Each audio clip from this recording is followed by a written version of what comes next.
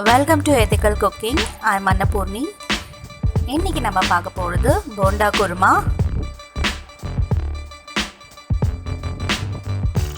Ingredients needed: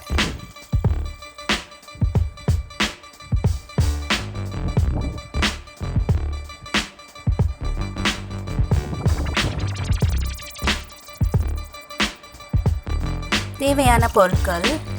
first நம்ம போண்டாக்கு தேவையான பொருட்கள் அண்ட் அதுக்கப்புறம் குருமாக்கு தேவையான பொருட்கள். ஃபைனலாக நம்ம அரைக்க போகிற தேங்காய், முந்திரி அண்ட் கசகசா. கடலப்பருப்பை நல்லா ஊற வச்சு அரைச்சி வச்சுக்கோங்க. 2 hours நல்லா ஊறினா போதும். ஊற வச்ச கடலப்பருப்பை நல்லா ஃபைனாக அரைச்சிட்டு வெங்காயம், பச்சை மிளகா, கொத்தமல்லி, கருவேப்பிலை அண்ட் சால்ட் போட்டு நல்லா மிக்ஸ் பண்ணிக்கோங்க. வடைக்கு அரைக்கிற மாதிரியே அரைச்சிக்கோங்க.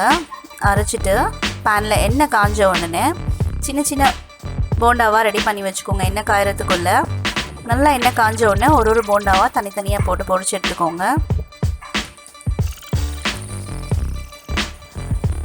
நிறைய பேருக்கு வெஜிடபிள்ஸ் எதுவும் இருக்காது. ஸோ அந்த மாதிரி டைமில் நம்ம இந்த மாதிரி வீட்டில் இருக்கக்கூடிய பருப்பு எப்போவுமே வீட்டில் இருக்கும். ஸோ கடலப்பருப்பை வச்சு போண்டா ரெடி பண்ணிக்கலாம். ரெடி பண்ணிவிட்டு குருமா பண்ணிவிட்டு அதில் போட போகிறோம். அவ்வளோதான். போண்டா நல்லா வந்துடுச்சு பொன்னிறமாக. ஸோ எடுத்து வச்சுக்கோங்க. டிஷ்யூ பேப்பர்லாம் எடுத்து வச்சுக்கோங்க.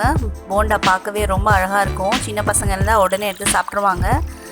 ஸோ கேர்ஃபுல்லாக எடுத்து வச்சுக்கோங்க. அண்ட் பேனில் கொஞ்சம் எண்ணெய் இருக்கும். அதை எடுத்துகிட்டு கொஞ்சம் ஆயில் மட்டும் அப்படியே வச்சுட்டு சோம்பு, பட்டை, லவங்கம் அண்ட் கறி லீஃப் போட்டு நல்லா பொரிஞ்ச உடனே கட் பண்ண ஆனியன், 2 ஆனியன் கட் பண்ணது நல்லா வதக்கிக்கோங்க.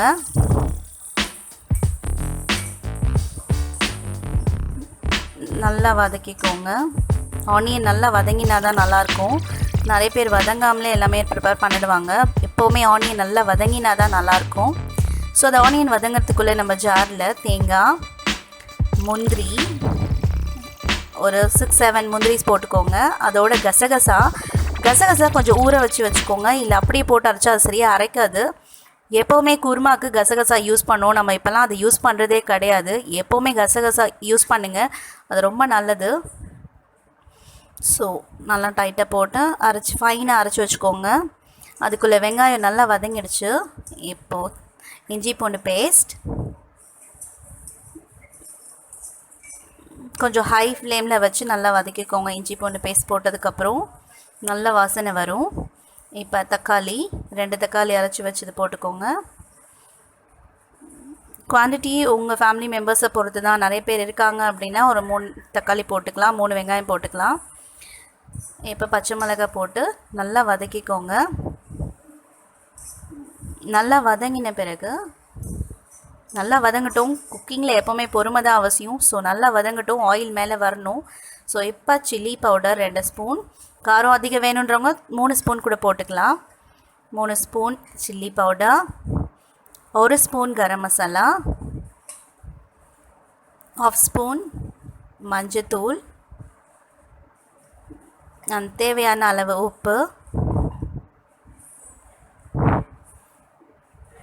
போட்டுட்டு இந்த எண்ணெயிலே ஜஸ்ட் லைட்டாக இந்த மசாலாவை அப்படியே வதக்கிக்கோங்க. எண்ணெயில் வதக்கிட்டா சீக்கிரம் அந்த பச்சை வாசனைலாம் போயிடும். ஸோ இந்த எண்ணெயிலே கொஞ்சம் நல்லா வதக்கிட்டு ஒரு டம்ளர் 1.5 டம்ளர் தண்ணி ஊற்றிக்கோங்க. 1.5 டம்ளர் தண்ணி ஊற்றிக்கோங்க. நல்லா ஒரு 10 to 15 மினிட்ஸ் இதை நல்லா கொதிக்க விடுங்க மூடி போட்டு. அப்போ அந்த பச்சை வாசனை எல்லாம் போயிடும். ஃபைனலாக தேங்காய் ஊற்ற போகிறோம். நல்லா வதங்கின உடனே தண்ணி ஊற்றி மூடி வச்சுருங்க. 10 to 15 மினிட்ஸ் ஆகட்டும். நல்லா கொதித்து ஆயில் மேலே வரும். வந்த உடனே நீங்கள் நம்ம அரைச்சி வச்சுருக்க தேங்காய் பேஸ்ட் எடுத்து ஊற்றிக்கலாம். குருமாக்கு எப்போவுமே முந்திரி இருந்தால் போடுங்க. முந்திரி தான் நல்லா டேஸ்ட் கொடுக்கும் குருமாக்கு. ஸோ அரைச்சி வச்ச தேங்காய் போடுறீங்க. தேங்காய் போட்டதுக்கப்புறம் ரொம்ப கொதிக்க விட வேண்டாம். ஜஸ்ட் ஒரு கொதி வந்த உடனே போதும். இறக்கில நம்ம தேங்காய் போட்டு கலரி விடுங்க. ஒரு கொதி வரட்டும், கொஞ்சம் வெயிட் பண்ணுங்கள். லாஸ்ட்டாக கொத்தமல்லி நல்லா ஃபைனாக கட் பண்ணி வச்சுக்கோங்க. எப்போவுமே கொத்தமல்லி லாஸ்ட்டை போட்டால் நல்லாயிருக்கும். கொத்தமல்லி வாசனை வரும் நல்லா. கொத்தமல்லி போட்டுட்டு இப்போ நம்ம போண்டா செஞ்சு வச்சுருக்கோம் இல்லையா, அந்த போண்டா ஃபைனலாக ஆட் பண்ணி சர்வ் பண்ணலாம். ஸோ ஸ்டவ் ஆஃப் பண்ணிடுங்க, போண்டா போடுங்க. போண்டா நல்லா சின்ன சின்னதாக அழகாக போடுங்க, நல்லாயிருக்கும். அப்போ தான் எல்லாருக்கும் வரும். பெருசாக போட்டால் அது ஊறாது, சின்னதாக அழகாக போட்டுக்கோங்க. ஸோ போண்டா போட்டுட்டு நம்ம சர்விங் பவுலுக்கு மாற்றிக்கலாம். Now bonda kurma ready. பாருங்கள் போண்டா எவ்வளோ அழகாக இருக்குது, சின்ன சின்னதாக.